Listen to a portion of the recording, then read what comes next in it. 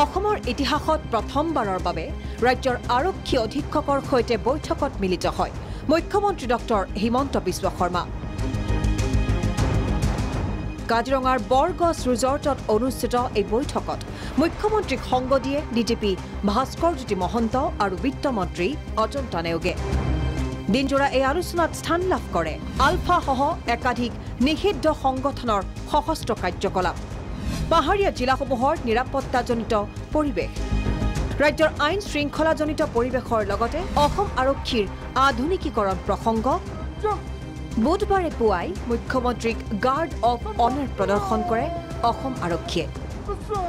ইয়াৰ পাছতেই আৰক্ষী অধীক্ষকৰ সৈতে কেইবালানি আলোচনাত মিলিত হয় মুখ্যমন্ত্ৰীগৰাকী। এই আলোচনা কালত আৰক্ষীৰ বিশেষ শাখাত আমূল সংস্কাৰৰ ওপৰত গুৰুত্ব দিয়াৰ লগতে অপৰাধ নিবাৰণৰ বাবে বিশেষ ব্যৱস্থাৰ পোষকতাও কৰে।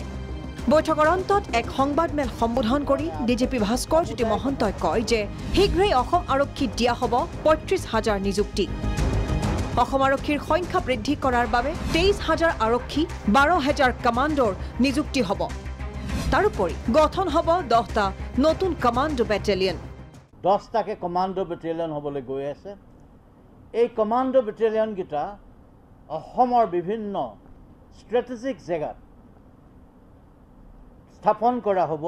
এটা ডাঙৰ সংখ্যা পুলিচৰ আমি এডিশ্যনেল মেন পাৱাৰ আমাক দৰকাৰ হ'ব। আমি হিচাপ কৰা মতে ২৩,০০০তকৈ বেছি চিভিল পুলিচৰ যিটো অনুপাত অসমত ভাৰতবৰ্ষৰ ভিতৰতে সৰ্বনিম্ন নহ'লেও অতিকে দুখ লগা ৭২জন মাত্ৰ পাৰ লাখ পপুলেশ্যন। মন কৰিবলগীয়া যে বৰ্তমানে ৰাজ্যত ১ লাখৰ বিপৰীতে মাত্ৰ ৭২গৰাকী আৰক্ষী আছে। মহিলা আৰক্ষী নিযুক্তিৰ ক্ষেত্ৰত বিশেষ গুৰুত্ব প্ৰদান কৰি বীৰাংগনাৰ দল অন্তৰ্ভুক্ত হ'ব নতুন বেটেলিয়নত। এই বৈঠকতে প্ৰত্যেক আৰক্ষী অধীক্ষককেই স্বচ্ছতা ৰাখিবলৈ মুখ্যমন্ত্ৰীৰ সকিয়নি। কমাণ্ডো বেটেলিয়নৰ কাৰণে আমি ১২,০০০তকৈ বেছি ল'ৰা ল'ব লাগিব আৰু এইটো বেটেলিয়ন খুব টপ ক্লাছ এক্সপাৰ্ট বেটেলিয়ন হ'ব। সকলো SPকে সাৱধান কৰি দিছে মাননীয় মুখ্যমন্ত্ৰী মহোদয়ে। দক্ষতা, তেওঁৰ ব্যক্তিগত কণ্ডাক্ট আৰু কামৰ ওপৰত ফ'কাছ, এইবিলাক কৰোঁতে এটা ভাল টীম সকলোৱে বনাই ল'ব লাগে আৰু আমি আগবাঢ়িব লাগিব। কাজিৰঙাৰ পৰা ভিডিঅ' জাৰ্নেলিষ্ট ৰিণ্টু হাজৰিকাৰ সহযোগত ববিতা গগৈ ৰিপৰ্ট, প্ৰাগ নিউজ।